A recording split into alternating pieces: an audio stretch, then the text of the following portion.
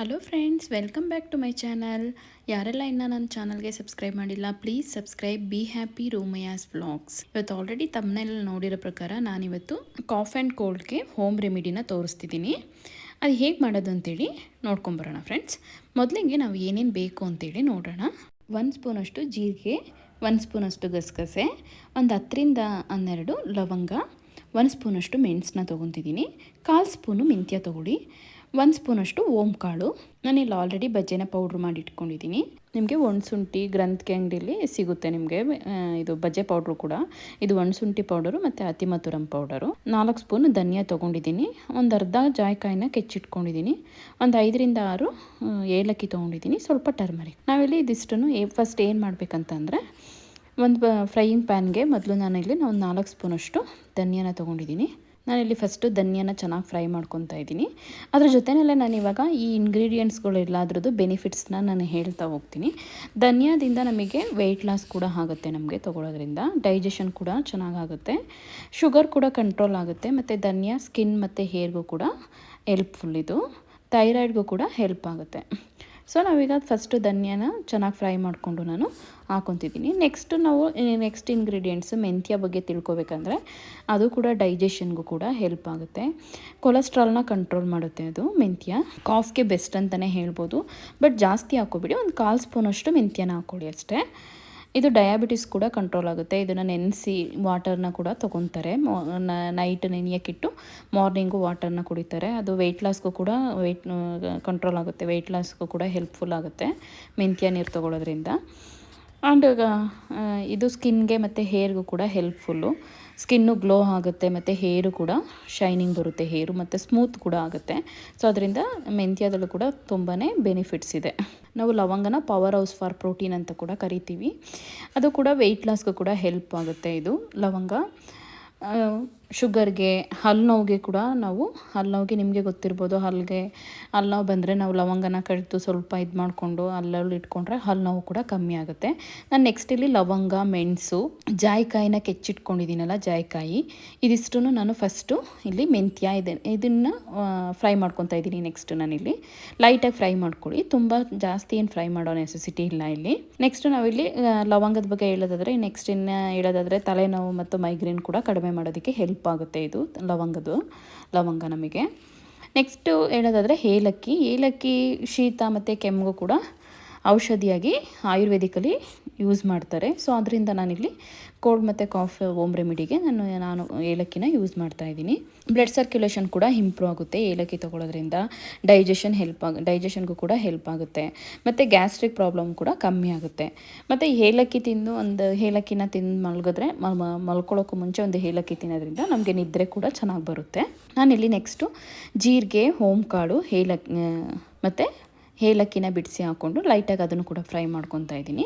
ಲಾಸ್ಟಲ್ಲಿ ನೀವು ಇದೆಲ್ಲ ಫ್ರೈ ಮಾಡ್ಕೊಂಡಾದ್ಮೇಲೆ ಅದ್ರ ಬಿಸಿ ಇದ್ದಂಗೆ ನೀವು ಗಸಗಸೆ ಮತ್ತು ಬಜೆ ಪೌಡರು, ಅತಿಮಧುರಂ ಪೌಡರು ಮತ್ತು ಒಣಸುಂಠಿ ಪೌಡರ್ನ, ಟರ್ಮರಿಕ್ನ ಎಲ್ಲ ಹಾಕಿ ಆ ಬಿಸಿಗೆ ಸ್ವಲ್ಪ ಲೈಟಾಗಿ ಫ್ರೈ ಆಗುತ್ತೆ, ಸಾಕದಷ್ಟೇ. ಅದಾದಮೇಲೆ ನಾವು ನೆಕ್ಸ್ಟು ಗ್ರೈಂಡ್ ಮಾಡ್ಕೋಬೇಕಾಗತ್ತೆ. ನೆಕ್ಸ್ಟು ನಾವು ಒಣಸುಂಠಿ ಬಗ್ಗೆ ತಿಳ್ಕೊಬೇಕಂತಂದರೆ, ಒಣಸುಂಠಿ ಅದೊಂದು ರೋಗ ನಿರೋಧಕ ಶಕ್ತಿನ ಹೆಚ್ಚಿಗೆ ಮಾಡುತ್ತೆ ನಮ್ಮ ಬಾಡಿನಲ್ಲಿ, ಮತ್ತು ಮೂಳೆಗೆ ಮತ್ತು ಸ್ನಾಯುಗಳಿಗೂ ಕೂಡ ಹೆಲ್ಪ್ಫುಲ್ ಆಗುತ್ತೆ. ಅದು ಗ್ಯಾಸ್ಟ್ರಿಕ್ ಕೂಡ ಕಮ್ಮಿ ಮಾಡುತ್ತೆ. ಒಣಶುಂಠಿ ಪೌಡರ್ನ ವಾಟರ್ ಜೊತೆ ಹಾಕ್ಕೊಂಡು ಕುಡಿದ್ರೂ ಕೂಡ ಗ್ಯಾಸ್ಟ್ರಿಕ್ ಕೂಡ ಕಮ್ಮಿ ಆಗುತ್ತೆ ನಾವು ಒಣಶುಂಠಿ ಪೌಡರ್ ತೊಗೊಳೋದ್ರಿಂದ. ನಾನಿಲ್ಲಿ ಜೀರಿಗೆ ಮತ್ತು ಓಮ್ ಕಾಳು, ಗಸಗಸೆ ಎಲ್ಲ ಫ್ರೈ ಮಾಡ್ಕೊಂಡಿದ್ದಿಲ್ಲ, ಅದಕ್ಕೆ ಇವಾಗ ನಾನಿಲ್ಲಿ ಒಂದು ಸ್ಮಾಲ್ ಸ್ಪೂನಲ್ಲಿ 2 ಸ್ಪೂನಷ್ಟು ಟರ್ಮರಿಕ್ನ ಆ್ಯಡ್ ಮಾಡ್ಕೊತಾ ಇದ್ದೀನಿ, 2 ಸ್ಪೂನಷ್ಟು ಬಜ್ಜೆನ ಆ್ಯಡ್ ಮಾಡ್ಕೊತಾ ಇದ್ದೀನಿ. ಬಜ್ಜೆ, ಈ ಅತಿಮಧುರಮು, ಒಣಶುಂಠಿ ಇದೆಲ್ಲ ತುಂಬಾ ಹೀಟ್ ಅಂತಲೇ ಹೇಳ್ಬೋದು. ಅದು ಜಾಸ್ತಿ ತೊಗೊಳೋದ್ರಿಂದ ಹೀಟ್ ಆಗುತ್ತೆ ಬಾಡಿಗೆ. ಸೊ ಅದರಿಂದ ನಾನು ಸ್ವಲ್ಪನೇ ತೊಗೊತಾ ಇದ್ದೀನಿ. ಅತಿಮಧುರಂ ಕೂಡ 1.5 ಸ್ಪೂನಷ್ಟು ತೊಗೊತಾ ಇದ್ದೀನಿ ಅಷ್ಟೇ. ಆ್ಯಂಡ್ ಒಣಶುಂಠಿನೂ ಕೂಡ 1.5 ಸ್ಪೂನ್ ಅಷ್ಟೇ ತೊಗೊಳ್ಳಿ, ಜಾಸ್ತಿ ತೊಗೊಬೇಡಿ. ಇದು ನೆಕ್ಸ್ಟು ನಾನು ಹೇಗೆ ಮಾಡಬೇಕು ಅಂತೇಳಿ ಹೇಳ್ತೀನಿ. ಇದಿಷ್ಟನ್ನು ಆ್ಯಡ್ ಮಾಡ್ಕೊಂಡಾದಮೇಲೆ ನೀವು ನೆಕ್ಸ್ಟು ಈ ರೀತಿ ಮಿಕ್ಸಿ ಗ್ರೈಂಡರ್ಗೆ ಹಾಕಿ ಒಂದು ಲೈಟಾಗಿ ಗ್ರೈಂಡ್ ಮಾಡ್ಕೊಳ್ಳಿ. ತುಂಬಾ ಚೆನ್ನಾಗಿ ಫುಲ್ಲು ಪೇಸ್ಟ್ ಮಾಡ್ಕೊಂಬಿಡಿ, ಲೈಟಾಗಿ ಈ ರೀತಿ ಗ್ರೈಂಡ್ ಮಾಡಿಕೊಂಡು ರೆಡಿ ಮಾಡ್ಕೊಳ್ಳಿ ಇದನ್ನು, ಪೌಡರ್ನ. ನೆಕ್ಸ್ಟ್ ಇಲ್ಲಿ ಈ ಪೌಡರ್ನ ನಾನು ನೆಕ್ಸ್ಟ್ ಏನು ಮಾಡಬೇಕು ಅಂತೇಳಿ ಹೇಳ್ತೀನಿ. ಇಲ್ಲಿ ಒಂದು ಚಿಕ್ಕ ಪ್ಯಾನ್ಗೆ ನೀವು 1 ಗ್ಲಾಸಷ್ಟು ವಾಟರ್ನ ತೊಗೊಳ್ಳಿ. ನಾನು ಒಬ್ರಿಗೆ ಮಾತ್ರ ತೋರಿಸ್ತಾ ಇದ್ದೀನಿ ನೋಡಿ. ಇಲ್ಲಿ ಒಂದು ಏರ್ ಟೈಟ್ ಕಂಟೈನರ್ಗೆ ನಾನು ಫಿಲ್ ಮಾಡಿ ಇಟ್ಕೊಂಡಿದ್ದೀನಿ ಇವಾಗ ಈ ಪೌಡರ್ನ. ಈ ರೀತಿ ರೆಡಿ ಮಾಡಾದಮೇಲೆ ಈ ರೀತಿ ಇರುತ್ತೆ ಪೌಡರು. ನಾನಿಲ್ಲಿ 1/4 ಸ್ಪೂನಷ್ಟು ಪೌಡರ್ನ ಆ್ಯಡ್ ಮಾಡಿ ಕುದಿಯೋದಕ್ಕೆ ಬಿಡ್ತಾಯಿದ್ದೀನಿ. ಇವಾಗ ನೆಕ್ಸ್ಟ್ ಇಂಗ್ರೀಡಿಯೆಂಟ್ಸ್ದು ಬೆನಿಫಿಟ್ಸ್ನ ನಾನು ಹೇಳ್ತೀನಿ. ಜೀರಿಗೆನೂ ಕೂಡ ಡೈಜೆಷನ್ಗೆ, ವೆಯ್ಟ್ ಲಾಸ್ಗೆ, ಸ್ಕಿನ್ಗೆ ಆ್ಯಂಡ್ ಕೋಲ್ಡ್ ಕೂಡ ಕಂಟ್ರೋಲ್ ಮಾಡುತ್ತೆ ಜೀರಿಗೆ. ಅದರಿಂದ ಜೀರಿಗೆನೂ ಕೂಡ ಹೆಲ್ಪ್ಫುಲ್ಲು ಹೆಲ್ತ್ಗೆ. ಸೊ ನೆಕ್ಸ್ಟ್ ಪೆಪ್ಪರು, ಮೆಣಸು ತುಂಬಾ ಒಳ್ಳೆಯದು ಕಾಫು ಮತ್ತು ಕೋಲ್ಡ್ಗೆ. ಅಸ್ತಮಾ ಸಮಸ್ಯೆನೂ ಕೂಡ ಕಮ್ಮಿ ಮಾಡುತ್ತೆ ಮೆಣಸು ಹಾಕೋದ್ರಿಂದ. ನೆಕ್ಸ್ಟ್ ಸೈನಸೈಟಿಸ್ ಕೂಡ ಸಮಸ್ಯೆಗೂ ಕೂಡ ಸಾಲ್ವ್ ಆಗುತ್ತೆ, ಅದು ಕೂಡ ಕಮ್ಮಿ ಆಗುತ್ತೆ ನಮಗೆ. ಪೆಪ್ಪರ್ ಪೌಡ್ರನ್ನ ನಾವು ಯೂಸ್ ಮಾಡೋದ್ರಿಂದ ಹಸುವು ಕೂಡ ಹೆಚ್ಚಾಗುತ್ತೆ. ನಾವೀಗ ಪೆಪ್ಪರ್ ರಸಮ್ಗೆ ಯೂಸ್ ಮಾಡಿದಾಗ, ಪೆಪ್ಪರ್ ಯೂಸ್ ಮಾಡಿದಾಗ ನಾವು ಹಸು ಕೂಡ ಹೆಚ್ಚಾಗುತ್ತೆ, ನೀವು ನೋಡಿರ್ಬೋದು. ಹಲ್ಲು ನೋವಿಗೂ ಕೂಡ ಕಮ್ಮಿ ಆಗುತ್ತೆ ಇದು. ಪೆಪ್ಪರ್ನ ಹಲ್ಲೊಳಗಡೆ ಇಟ್ಕೊಂಡ್ರೆ, ನಾವು ಹಲ್ಲು ಉಳ್ಕಲ್ ಏನಾದರೂ ಆಗಿದ್ದಾಗ ಪೆಪ್ಪರ್ನ ಇಟ್ಕೊಂಡ್ರೆ ಹಲ್ಲು ನೋವಿಗೂ ಕೂಡ ಹೆಲ್ಪ್ಫುಲ್ ಇದು. ನೆಕ್ಸ್ಟ್ ಇಲ್ಲಿ ಓಂಕಾಳನ್ನ ನೋಡೋದಾದರೆ, ಇದು ಡೈಜೆಷನ್ಗೆ ಕೂಡ ತುಂಬಾ ಹೆಲ್ಪ್ ಆಗುತ್ತೆ. ಇದು ಓಂಕಾಳು ಅದು ಡೈಜೆಷನ್ಗಷ್ಟೇ ಅಲ್ಲ, ಕಾಫ್ ಮತ್ತು ಕೋಲ್ಡ್ಗೂ ಕೂಡ ಓಂಕಾಳು ತುಂಬಾ ಹೆಲ್ಪ್ ಆಗುತ್ತೆ. ಇದು ನಮ್ಮ ಮಕ್ಕಳಿಗೆ ರೋಗ ನಿರೋಧಕ ಶಕ್ತಿನ ಹೆಚ್ಚಿಸುತ್ತೆ ಓಂಕಾಳು ಕೊಡೋದ್ರಿಂದ ಮಕ್ಕಳಿಗೆ. ಇದ್ರ ನೀರನ್ನು ಮಕ್ಕಳಿಗೆ ಈ ರೀತಿ ಎಲ್ಲ ಪೌಡ್ರನ್ನ ಯೂಸ್ ಮಾಡೋದಕ್ಕಿಂತ ಚಿಕ್ಕ ಮಕ್ಳಿಗಾದರೆ ಓಂಕಾಳು ವಾಟರ್ನ ಕುದಿಸ್ಬಿಟ್ಟು ಓಂಕಾಳು ವಾಟರ್ನ ಒಂದು 2 ಸ್ಪೂನ್ ಹಾಕಿದ್ರೆ ಮಕ್ಕಳಿಗೆ ಡೈಜೆಷನ್ ಕೂಡ ಚೆನ್ನಾಗಾಗುತ್ತೆ.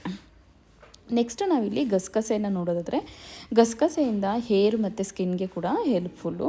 ಇದು ಕೂಡ ಡೈಜೆಷನ್ಗೆ ಹೆಲ್ಪ್ಫುಲ್ ಆಗುತ್ತೆ. ಇಲ್ಲಿ ಆಲ್ಮೋಸ್ಟ್ ಎಲ್ಲ ಇಂಗ್ರೀಡಿಯೆಂಟ್ಸು ಕೂಡ ಡೈಜೆಷನ್ಗೆ ತುಂಬಾ ಹೆಲ್ಪ್ಫುಲ್ ಆಗುತ್ತೆ. ನಾವು ಗಸಗಸೆನ ತೊಗೊಳೋದ್ರಿಂದ ನಿದ್ರಾಹೀನತೆ ಕೂಡ ಕಮ್ಮಿ ಆಗುತ್ತೆ. ನಾವು ಗಸಗಸೆ ಪಾಯಸ ಅಥವಾ ಗಸಗಸೆ ವಾಟರ್ನ ತೊಗೊಂಡು ಮಲ್ಕೊಂಡ್ರೆ ನಿದ್ರೆ ಕೂಡ ಚೆನ್ನಾಗಿ ಬರುತ್ತೆ ನಮಗೆ. ಶುಗರ್ಗೂ ಕೂಡ ಇದು ಹಾರ್ಟ್ ಪ್ರಾಬ್ಲಮ್ಗೆಲ್ಲ ತುಂಬಾ ಒಳ್ಳೆಯದು ಅಂತ ಹೇಳ್ಬೋದು. ನೆಕ್ಸ್ಟ್ ಇಂಗ್ರೀಡಿಯೆಂಟ್ಸು ಟರ್ಮರಿಕ್ಕು ಕೂಡ ಕಾಫಿಗೆ ಕಮ್ಮಿ ಮಾಡುತ್ತೆ. ಅದು ಯಾವ ರೀತಿ ಕಮ್ಮಿ ಮಾಡುತ್ತೆ ಅಂತಂದರೆ, ಗಂಟ್ಲಲ್ಲಿರುವಂಥ ವೈರಸ್ ಮತ್ತು ಬ್ಯಾಕ್ಟೀರಿಯಾನ ರಿಮೂವ್ ಮಾಡುತ್ತೆ ನಮಗೆ.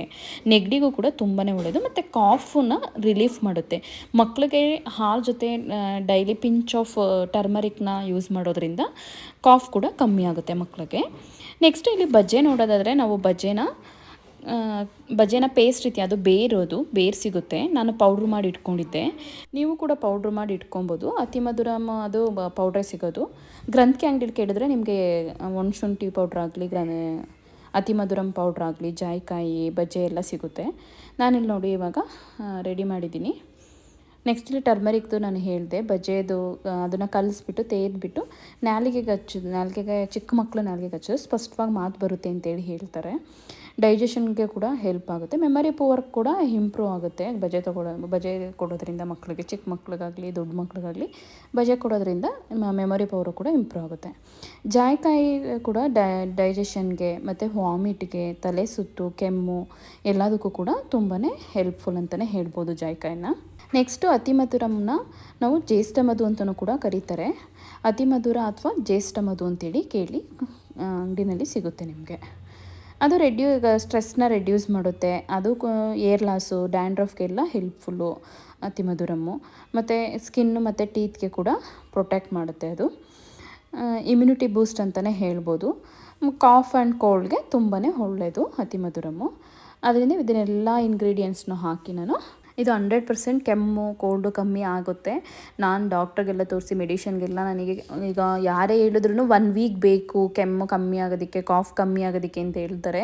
ಇದನ್ನು 2 ಡೇಸ್ ಅಥವಾ 3 ಡೇಸ್ ತೊಗೊಳ್ಳಿ. ಹೀಟ್ ಆಗೋಲ್ಲ ಬಾಡಿಗೆ, ಅಂದರೆ ಬಾಡಿ ಹೀಟ್ ಇದ್ದರೆ 2 ಡೇಸ್ ತೊಗೊಳ್ಳಿ. 2 times, morning and evening 2 times ತೊಗೊಳ್ಳಿ. ಇದು 1 ಕಪ್ಪು. ಈ ಥರ ತೊಗೊಳೋದ್ರಿಂದ ನಿಮಗೆ ಬೇಗನೆ ಕಾಫು ಕಮ್ಮಿ ಆಗುತ್ತೆ ಮತ್ತು ಕೋಲ್ಡು ಕೂಡ ಕಮ್ಮಿ ಆಗುತ್ತೆ. 2 ಡೇಸ್ ತೊಗೊಂಡ್ರೆ ಸಾಕು.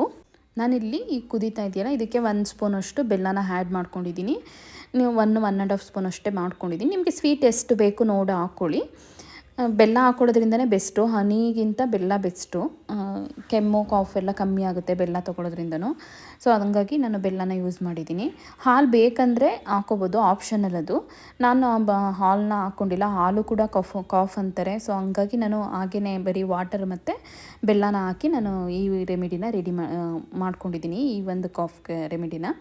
ನೀವು ಒಮ್ಮೆ ಒಂದು ಸಲ ಟ್ರೈ ಮಾಡಿ ನೋಡಿ, ಕಾಫ್ ಕಮ್ಮಿ ಆಗುತ್ತೆ 100%. ನನಗೆ ಕಮ್ಮಿ ಆಯಿತು 100%. ನನಗೆ ತುಂಬಾ ಕಾಫ್ ಇತ್ತು. ಒಂದು 15 ಡೇಸ್ ಆದರೂ ನಂಗೆ ಕಾಫ್ ಹೋಗಿರಲಿಲ್ಲ. ಸೊ ನಾನು ಇದನ್ನು ಒಂದು 2 ಡೇಸ್ ತೊಗೊಂಡ್ಮೇಲೆ ನನಗೆ ಕಾಫ್ ಕಮ್ಮಿ ಆಯಿತು. ನಾವು ಇದನ್ನು ರೆಗ್ಯುಲರಾಗಿ ಟೀ ಮಾಡಬೇಕಾದ್ರೂ ಕೂಡ ಒಂದು 1/4 ಸ್ಪೂನಷ್ಟು, ಒಂದು 2 ಗ್ಲಾಸ್ ಟೀ ಮಾಡ್ತೀವಿ ಅಂತಂದರೆ ಒಂದು 1/4 ಸ್ಪೂನ್ಗಿಂತ ಇನ್ನೂ ಕಮ್ಮಿನೇ ತೊಗೊಳ್ಳಿ. ಅಷ್ಟು ತೊಗೊಂಡು ನಾವು ಮಾಮೂಲಿ ಟೀ ಸೊಪ್ಪು ಬೇಯಿಸ್ತೀವಲ್ಲ ಅದ್ರ ಜೊತೆನೇ ಇದನ್ನು ಹಾಕ್ಕೊಂಡು ಕುದಿಸ್ಕೊಳ್ಳೋದ್ರಿಂದ, ನಾವು ಕುದಿಸ್ಕೊಂಡು ಟೀ ಮಾಡ್ಕೊಳ್ಳೋದ್ರಿಂದ ಕಾಫ್ ಕೂಡ ಬರೋದು ಇಲ್ಲ, ನಮಗೆ ಅವಾಯ್ಡ್ ಆಗುತ್ತೆ ಕಾಫ್ ಬರೋದು ಕೂಡ. ಮತ್ತು ಟೀನೂ ಕೂಡ ತುಂಬಾ ಟೇಸ್ಟಾಗಿರುತ್ತೆ. ನಾನು ಮಾಡಿ ನೋಡಿದ್ದೀನಿ, ಮಾಮೂಲಿ ಟೀನೂ ಕೂಡ ಚೆನ್ನಾಗಿರುತ್ತೆ. ನೀವು ಒಂದ್ಸಲ ಟ್ರೈ ಮಾಡಿ ನೋಡಿ. ಇವಾಗ ನೋಡಿ, ಹೋಮ್ ರೆಮಿಡಿ, ಕಾಫ್ ಆ್ಯಂಡ್ ಕೋಲ್ಡ್ದು ಹೋಮ್ ರೆಮಿಡಿ ರೆಡಿಯಾಗಿದೆ. ಈ ಒಂದು ಕಷಾಯ ಒಂದು ಆಯುರ್ವೇದಿಕ್ ಕಷಾಯ ಅಂತಲೇ ಹೇಳ್ಬೋದು ಇದನ್ನು. ನೀವು ಒಂದ್ಸಲ ಒಮ್ಮೆ ಟ್ರೈ ಮಾಡಿ, ಹೇಗಿತ್ತು, ನಿಮಗೆ ಹೇಗೆ ಅನ್ನಿಸ್ತು ಅಂತೇಳಿ ಕಮೆಂಟ್ ಬಾಕ್ಸ್ನಲ್ಲಿ ಕಮೆಂಟ್ ಮಾಡಿ. ಈ ವಿಡಿಯೋ ನಿಮಗೆ ಹೆಲ್ಪ್ಫುಲ್ ಆದರೆ ಲೈಕ್ ಮಾಡಿ, ಶೇರ್ ಮಾಡಿ, ಹಾಗೆ please subscribe my channel. Thanks for watching.